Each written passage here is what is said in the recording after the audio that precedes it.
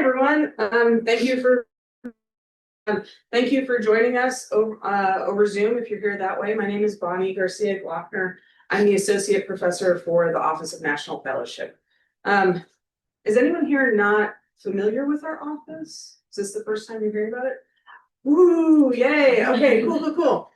So the Office of National Fellowships really started as a way to, we know all of these cool awards are out there, there's all of these unique opportunities, but it's a very daunting task to apply to them, right? So oftentimes you're being asked to, tell us your deeply held beliefs and why you would be great for this program. And oh, by the way, do it in 200 words, right? And so suddenly it becomes a much more Herculean task than it seems at the onset. So our office was founded about 20 years ago with the idea of let's help students with identifying these different awards or things that might be of interest to them, or not even things that you're necessarily ready for now, but just thinking about like goalposts for the future. And then helping them through the fellowship application process. So some of that is just like helping, for some students, that looks like staying on track of like, well, have you contacted your recommenders? Have you done, maybe all the little bits and bobs side of the application? By and large, our help comes in the form of one-on-one mentoring with your essays and your drafts. So it's like, can you tell your story in a way that is concise, but still effective to what they're asking, right? And compelling, right? We want your story, it deserves to have and shine though as it should. So we want to make sure that you're telling your story in a way that makes sense for that prompt. So that's really where our office came from. We're a pretty small office, as you'll see. With me today is our assistant director, Tina Liu, and we're 2/3 of our office. So it's a very boutique office, but we're here for those sort of one-on-one mentoring sessions, getting you guys ready to go with some of these fellowships.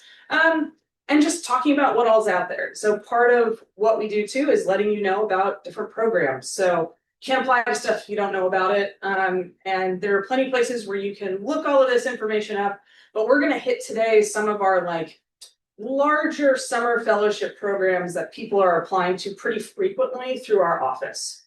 Okay. Is everyone okay if I stay seated here? Does anyone have an issue with that? Okay, cool. So I can see that and our camera cannot move. So our folks online won't be able to see me if I'm not right here. Okay, so first up, right, we're going to talk about this US-UK Fulbright Summer Institutes. Is anyone familiar with Fulbright? And if you're online, you can give us like the thumbs up or something. Fulbright is a larger program that comes later in folks' academic career. You have to have a bachelor's when you actually go overseas for Fulbright. So what we are typically doing, it won't advance. It's not, sorry. It's okay. So that is one that we're working with students on when they're in like their junior and senior year. That has many cool structures to it. The idea is just how do we get more people abroad, teaching English, doing research, making those connections.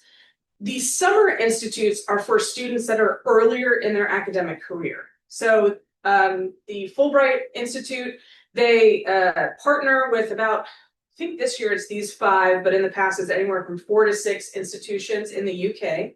And each of the institutions has its own topic of interest. So you are then going for about 3 to 6 weeks. You're in a classroom setting with a small cohort of people looking at topics that go back to that central theme. There's no sort of like right or wrong way to apply to this one. And I really do encourage people to think about like beyond what it says on paper, how can you relate to the things that you care about and the things that you want to study to one of these institutes? So like the most extreme example of this is several years ago, I had a student that was interested in midwifery. She wanted to be a midwife. And one of the institutes was looking at technology and like advancements in technology. It just so happened that the place that the institute was was an area of the UK that had had quite a bit of advancement in the way that midwives worked and the technologies that she used or that they used. So when she was writing her application, she was writing it from this point of view of like, here's something that I'm really passionate about. Here's why this location could be so crucial to that and what I could learn, right? So like on paper, when you look at those two, you're like, that doesn't make sense. And then as she's telling her story in the application, those connection points are made, right? So we had someone I think 2 years ago, go to Lancaster who was looking at environment. They're planning to go into like environmental law, environmental justice. So they were looking at that environment and sustainability. But these all change. So I think Bristol and Lancaster and King's College have been there for maybe the past 2 or 3 years, but I believe that Queen's University Belfast is kind of a newer addition to this. So there is sort of a rotation of topics that come through this. So I always recommend folks, like even if like freshman year, maybe there's not anything that super interests you, look again the next year, see if there's something that might align with what your goals are. Application, you're going to see is pretty straightforward. This is a very common to a lot of these summer opportunities. Hello. So you will have usually like 1 or 2 references. Oftentimes those are just through some sort of online portal. They're not necessarily a letter, though that sometimes they are, but just being able to identify, okay, who could I ask for that letter is really important. In the case of the Fulbright, they have these 6 short answers. So they're like 200 to 300 words. And I think they're along the lines of like, tell us why this institute, tell us your career goals, tell us your current academic goals. Like, so it's a very clear focus in each of them. It's just making sure that all 6 of those really come together to make sense for your application, right? I think the important thing to keep in mind, not just with this fellowship or this experience, but a lot of your experiences, is you are going to spend a lot of time developing and working on these things. The people that are reading through, they're going to have hundreds, sometimes thousands of applications, right? So it's like you want to make sure that your application makes the most sense it can, that for one-off reading, right? We're going to look at it so many times together. They may look at it once. And I think that's the important thing to keep in mind is always like, is this as clear and concise as it can be for someone that's going to only read it maybe one time, right? This is actually due February 2nd with finalists being interviewed in April. There is still time to apply to this. It's a fast turnaround, but it's certainly not impossible. And if you do have interest in any of those institutions or what they are offering for this upcoming summer, come and talk to us. We'd love to discuss that. And maybe it's not for you right now, but certainly if it's something that you're interested in for next year, we can talk about that too. I think the earliest that we started working with someone was in November, who was like really on the ball, knew that they wanted to do this. They were a sophomore, but that is, November, December is a pretty common time frame for us to start working with people. But February 2nd, I mean, January, 14th? It's not unheard of. It can be done. It just takes a fair amount of time, right? So what you'll see today is I'm going to be sort of presenting these different opportunities. We're not going to be able to, well, I could, but I'm not going to read every single word on the slides. You'll have access to these slides afterwards. And as long as you are signed up for the Zoom, the registration, you'll get a copy of this afterwards too. So next up, we've got the NSF. This is the National Science Foundation's research experience for undergrads. Any STEM majors in here in particular? Ooh, okay. That's okay. You're allowed to stay. So typically this is applied to by STEM folks, but this is they're coming out more with like even ethics and values, right? So that's really thinking about like biomedical ethics and things like that are growing fields. You can see here, Department of Defense, STEM education, small business innovation research. The idea being, let's get people into these research experiences and opportunities over the summer when their course loads are a little less, right? these programs can run anywhere between 6 to 10 weeks, and you are going to another institution, often domestically, to do research there. So there's like kind of a big database, and it says, okay, here's, if you're interested in this particular topic, here's all the labs that are offering some sort of experience. I'll sort of the caveat being with this, of course, that right now there's a lot of fluctuation in governmental funding for stuff. National Science Foundation is part of that. So their website right now may not be super up to date, but it is sort of, you'll start seeing advertisements for REUs coming up as it develops. These are typically due anywhere between like the second week in February, I think, to the latest I've ever seen an application is like maybe the end of March. Because you got to know where you're going for the summer, right? They can't have you like applying to stuff in the middle of April and then like what you find out June 1st that you got to be somewhere. So this is usually the range in which people are starting to look at REUs and what's available out there. So many different sites all over the continental United States. And then I believe there are a few now in the UK that are cropping up. Most everything is paid for. So it's really a chance for you to go do research. I have some students that actually use this as like a sort of sussing out if maybe a lab is the right fit for them for graduate school type of thing, right? They're like, I'm really interested in this topic. Let's go, work with them for the summer to see if I like sort of the vibe of that lab. So just a really great experience to get your foot in the door if you haven't had lab experience or a chance to explore maybe parts of science that you haven't had a chance to do yet, right? I had a student who was in the meteorology program here, which is a great program, but there's not a whole lot of researchers. And so the number of actual slots is pretty small for who can do research in a lab. And they were just having such a hard time finding something. They managed to get an REU that allowed them to go do research out in Oklahoma, I think it was. And the person that they worked with actually ended up being their master's advisor. So when they went to graduate school, they worked with them. So part of this is, obviously the big part of it is the research, but there's also that element of networking and meeting colleagues or people that will be future colleagues. Oftentimes there's a component of presentation to this. So you're having to then present what you worked on at some sort of local symposium, or I think in her case, they actually paid for her to go to a national conference to present the research. So very varied. Different schools can apply for the grant.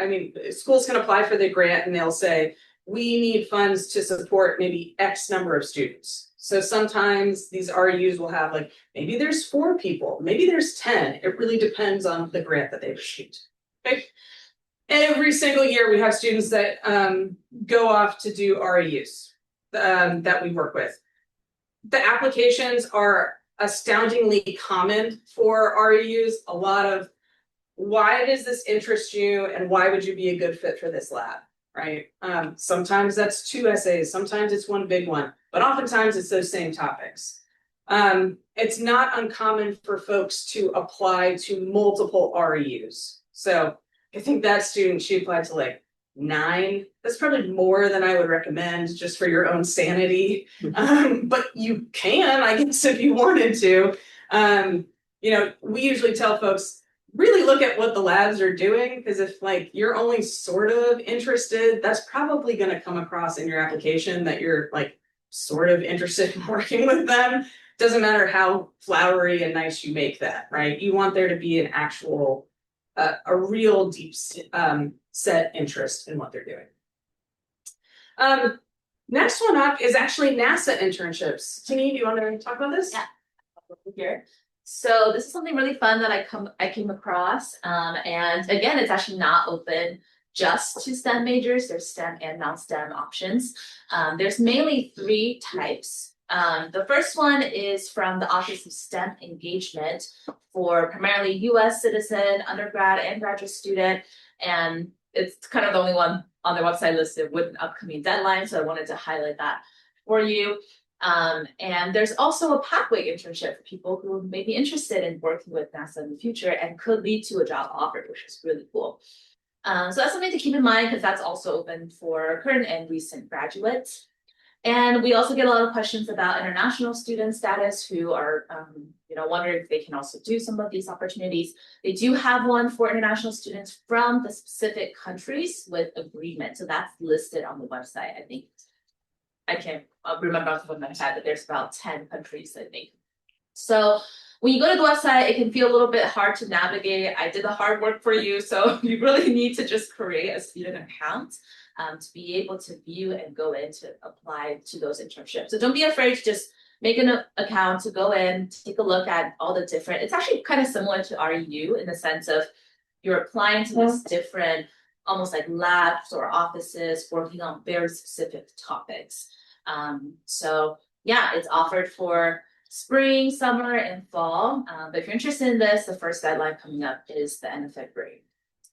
In terms of what you get, most interns will receive a stipend, but housing and transportation is not included. So you'll be placed at one of the NASA sites, right? So like in Houston and what? Kennedy's base and yeah, okay, not crazy. And they will help you, give you suggestions on like maybe here's where past interns have stayed or like housing, a list of housing, but they will not be providing that like housing for you or transportation. So just keep that in mind, but there will be stipend for most interns. So that's something to just figure out as you apply to the different offices. So yeah, pass it back to. Do you want to do them or? Okay. All right. Yeah.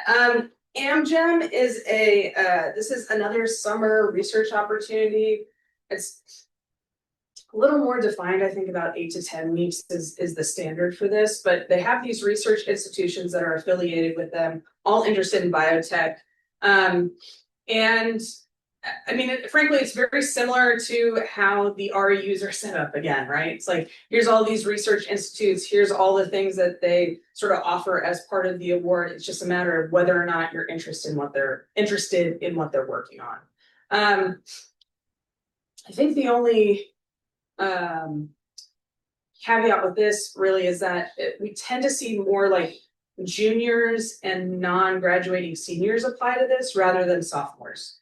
Only because by that point, you kind of have a firmer understanding of what it is you'd like to study and how some of these labs match up with that. I think when you're still like REUs, we do have juniors that apply to REUs, but oftentimes those are the freshmen and sophomores that are still kind of figuring out what they want to do. So it's a little more broad and like, I'm really interested in this field. Maybe I'll explore this. I feel like this is a little more focused. But it is open to all majors as long as you have interest in biotech. So I think, part of that interest, especially if you're in something that's maybe not immediately connected with biotech or really with any of the applications that you work with, is making the case in the application why the particular experience is going to supplement you to achieve the end goal, right? So as long as you can make that case, that is what you're trying to do in every single application. I know like when students first meet with me, a lot of times what we're doing is just, it's a lot of the preliminary questions of like, well, what are you studying? How long have you been doing this? What are you hoping to do here? And some of that's just more idea generation, right? Like if you can start thinking about those things now, even just having like bullet points of like what you want to do, it makes the writing process so much easier when you do start getting into this. This is really, they would prefer, and I think as part of your application, you really need to make the case for you pursuing a PhD or an MD PhD. If you are hoping to go into like maybe industry, it really just thinking about like, okay, but that PhD means like original thought production, some sort of like, how are you contributing to the greater tome of your field? And so really digging into some of that too in your application. Humanity in Action. This is a bit of a swerve, only because this is for folks that are really interested in democracy, pluralism, human rights, social justice. This is a chance for you to meet with other individuals who are also interested in those topics in a different global setting. So there's, what is it, Copenhagen? I think it's Copenhagen, Sarajevo. Oh gosh, this is bad. Basically what you're doing is you're going into that country or that city, you're learning about these topics through the lens of the history of that place. So they tend to be places that have a very colorful history attached to them, right? So it's Poland, Germany. yeah, there we go. It's like, I think it used to be Berlin. I wasn't sure if Berlin was still on there, but it's a chance for you to work with other students that are interested in that. The thing that I really liked about Humanity in Action is that it is literally open to all majors. So if you, particularly if you're like in a STEM field, but you're interested in how that impacts things like human rights or social justice, right? Like if you can find that intersection, that can make such a powerful application as you're applying. This is an award though that you do have to, I think you have to be a full-time student or a recent grad, right? Oftentimes we have students that are like in their senior year that are applying to Humanity in Action because now they're starting to see sort of the further reaching like connections within their field. But we're happy to start. I mean, I start talking about this sometimes with people that are in like their sophomore year who are just like, well, what do I have to do to be competitive for this experience? Because this is the one that I like really want to go for. And so, you know, we start talking about like, well, how are you already engaging in your field in these ways? How are you making yourself known when it comes to, you know, democracy and biotech, right? I've had folks that have applied to this that are social science students. I've had folks that apply to this that are computer science students. So it really is just how you want to approach that particular prompt. Anything else for this one? Website's not updated yet. Oh, that's right. I'm sorry. It's blocked. I can't see. Okay. Yeah, so typically the deadline for this is mid-February, but the website has not been updated yet. If you are interested, and I would just keep an eye on their website. You have what's called a action project as part of this too. And so I sometimes ask students to think about like, well, if you came back and you had knowledge, how would you share it, right? We're going to talk about an award called the Gilman that has a follow-on service project, sort of the same type of thing. It's like, if you come back, how are you going to share that experience? And so with Humanity in Action, I don't think it hurts if you're interested, start thinking about that now. Like if you had these new perspectives, how do you think you would want to impact the communities that you're already making here, right? Or part of here. Gilman, would you like to talk about Gilman? So Gilman is one of our big awards that we work with for students who receive the Pell Grant. If you don't know what that is, go to your FAFSA if you have one and see if you have a line in there that says Pell Grant. But basically it's to support students studying abroad. It's a little different than the previous like fellowships that we talked about where, you know, you're applying to a program that they've created for you.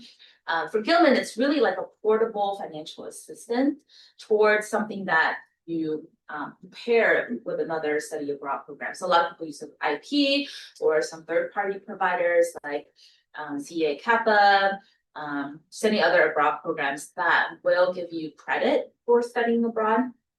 So it could go up to 5,000 for the general Gilman application. The main thing that they're looking for is the connection between how is this abroad program connected to your long-term academic and your goal. Okay, so that's really what the essays are going to be asking for, something to think about. But there are also additional funding available for studying critical need language as defined by Gilman and for STEM research coursework and internship abroad. So yeah, studying abroad could be taking coursework. It could also be internship, it could also be volunteering. I had the opportunity to do Gilman my last year, and what I did was an independent research project at my piano teacher's like piano festival in Prague, and that's more of a DIS or something, maybe a research project that you need to do for a class. You can sort of make your way, try to find an abroad opportunity to do that. So that is pretty flexible. And the deadline is coming up on March 5th. We're going to have a writing workshop in the beginning of February and also writing hour on the day that it's due. So definitely go to our website to register for those. Actually, maybe there isn't registration. We're just gonna do it right upstairs in the Great Hall because it's only gonna be in person. So we won't be offering a virtual version because there's too much to like kind of navigate between both world dimensions. So just come in person, we'll have snacks, it'll be fun, a lot of exercise, and just getting to work on those essays together. And again, Gilman does not require letters of rec or resume, so it is really possible to kind of crank those out in a short period of time, but it's definitely a much stronger application if you come work with us individually or come to one of our workshops. So we'd love to help you apply for that. I'll also, I guess, talk about another need-based award called Freeman Asia. And like the name suggests, it's to support study abroad programs in Asia. And there's a list of Asian countries that they have to find. So it's very similar to Gilman. They have not opened the application yet, but if that's something you're thinking about, definitely go check out their website, sign up for their mailing list. That's usually a good way to get notified as they're making announcements. But yeah, similar to Gilman, you come back and there's a way, and also humanity action, like you need to share your experience with your college campus or community to promote study abroad and understanding of Asia. So all of these awards kind of come with a couple of like requirements of what you need to do when you come back, right? But in general, it's really designed to help students who might not otherwise consider studying abroad, who have financial need, that they can provide information and proof for to go study abroad. So Gilman and Freeman Asia, definitely keep that on your radar and come talk to us if interested. And I think this is our last award slide. But FSU actually has through the Center for Undergraduate Research and Academic Engagement, or CRE. Are any of you, or did you do Europe? Is that South America? Okay, yeah. So CRE runs the Europe program. This is actually part of CRE is the IDEA grants. So they provide funding for students to do research, conduct research, creative projects, development, all of those types of things. There's actually one where it's like a group. So if you had, you can do this as an individual or as a group. So depending on the project. One of the awards is this Tyler Center for Global Studies Award, which is relatively new for FSU, but we are sort of the head of the Tyler Center for Global Studies. It is specifically for any research project abroad. So we work with students on their IDEA grants. It's not, there's no major attached to this. It's really just about what are you trying to accomplish? Let's get you the funds to do that. The summer stipend, as you can see, up to $4,000 to do a project. So I had a student that was doing she had done honors in the major, or she had done DIS, and that led to her doing honors in the major. And as part of her honors in the major thesis, she applied for the IDEA grant so that she could focus on conducting research down in Apalachicola. So it was like if she didn't have that, it was going to be difficult for her to get down there every week during the summer, to conduct all of her research, do all of her interviews, come back and also work her job. So it was a way for her to really just focus on doing the research for the summer. So this is something, through FSU. The deadline for this is typically in early February. They have a few workshops that they do in the fall too. So we usually recommend if you think that you might be interested in this down the road, making sure that you are attending their workshops. CRE, they do a really nice job with outreach. They have like their own newsletter that you can sign up for on their website. I highly recommend folks do that. I think sometimes people see undergraduate research and they think, well, I'm not doing research because they're not in a STEM field, and that's just not the case. Undergraduate research encompasses a whole lot of stuff. And so does the idea grant. So, this is something that is available to you right here at home. So if you're thinking about doing research down the road, we could also talk about that. Okay.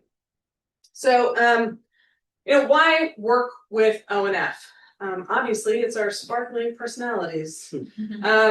But also the hope is that in working with us, you have some sort of clarity about what matters to you, right? Talking before we started about me coming to college for the first time, and I was a very anxious student when I got here. And I think part of that was because I had a vague idea of what I wanted to do, but I hadn't been forced to really think about like all of the steps to reach the big goals, right? So the hope is that in working with us, you do feel like you have a stronger sense of like, yeah, this is what I'm going to do, and here's how I'm going to achieve those goals. Obviously, there's a lot of writing, so in working with us, you should be improving those writing skills, improving the way that you communicate. What's your elevator pitch when you talk about the things that matter to you? You're preparing for graduate school, right? These things they're competitive programs, and we have students that win every year, and they go off and they do really cool things, right? And there's lots of students that apply around the country, and they don't get the awards. So there has to be some utility in the process. You have to get something out of it more than just like, okay, well, I didn't win and that's it, right? No. Very often, those students are then using things like what they wrote, where they talk about how passionate they are about a particular field to apply to graduate school, to apply to these professional schools, and then getting into those places because they can talk about how passionate they are about them, right? So we talk about over all else, there is the utility of the process and going through that. And we hope too that you're building that on and off-campus network. So we work really closely with obviously like CRE, they're right down the hall from us. But we also work with like the Reading Writing Center, right? We work with the library system. So we're hoping, and we work with the Career Center. You'll probably see us at most major tabling events around campus. There is a tiny table with dinosaur stickers. So that's us. So the hope is that you can also know who to connect with as you're doing these other parts of your academics. Coming to college especially, your academics are such a big part, but there's so many other things that contribute to that experience. And so we're hopeful that in working with us, you feel more connected to those places. And then, discovering future fellowship opportunities. I mean, you can apply to one thing and then just like ghost us, I guess. But usually if you're meeting with us regularly, we're going to go, well, have you thought about this? Or what are you going to do here? What's the plan after that, right? So for instance, Fulbright, you have to have that bachelor's before you go abroad. We work with students in their junior and senior year. We also work with alumni. So our main, we just want to see people succeed. That's sort of the main thrust of our office, right? So as long as you don't enroll elsewhere, we consider you ours until you're not. So if there is an award that you're like, I wasn't ready to apply to Fulbright when I was in school, but now I feel more prepared. Yeah, come back, talk to us. We'll be happy to. We work with alumni every year on a whole bunch of different awards. Community in Action. We've had a few people come to us, when they graduated, maybe like 2 years out, and we're like, okay, I'm ready. I know what it is I want to do, and this is it, right? So Fulbright, I think the longest that we've ever had was someone that was like 7 years out. They had like lived overseas and done other programs. I'm like, okay, but I really want to do Fulbright now. So the hope is that you're also discovering just new opportunities to apply to. We typically, I think we have like 60 awards that we work with pretty regularly, but it is very common for a student to come to me and they're like, I found this. Can you help me with it? It's like, as long as whatever it is funding and some sort of like experiential learning component to it, yeah, that's a fellowship. we can work with you on that. I may not know it, but we're gonna work it out together and we'll figure it out. We'll figure out what that prompt wants. Yeah. And so there's sort of a whole, the hope is that in working with us, all of these things are coming to light. You feel more prepared for a variety of things. You're able to communicate that, and you have a whole network that is there to back you up. Okay. Like I mentioned, very boutique office. So besides Tammy and myself, we have Dr. Filer, who is the associate dean and the director for ONF. The easiest way to set up an appointment with us is to email us that onf@fsu.edu and say, hey, I'm really interested maybe in a specific award, or maybe you're just like, I just want to talk about options, right? And here is my availability for the next 2 weeks. Do that. That helps us. That cuts out the like back and forth emails of us asking for that. And that email address goes to all of us. So one of us will respond with like a time to meet and set up that appointment. You can go to our website where we have a list of different awards that we've worked with. You can sort of, there's a search function so you can look for specific items. Some of the links we are in the process of updating. Things change pretty quickly with some of these awards sometimes, so we're cleaning up that actually this semester. We're very active on LinkedIn and Instagram. So if we have other workshops, yes, you can find that information on our website too, but we post on there too, like just notifications that things are coming up. Anytime something gets passed on to us too by like other fellowships or other offices, we try to repost it there as well. That is it for us today. Do we have any questions?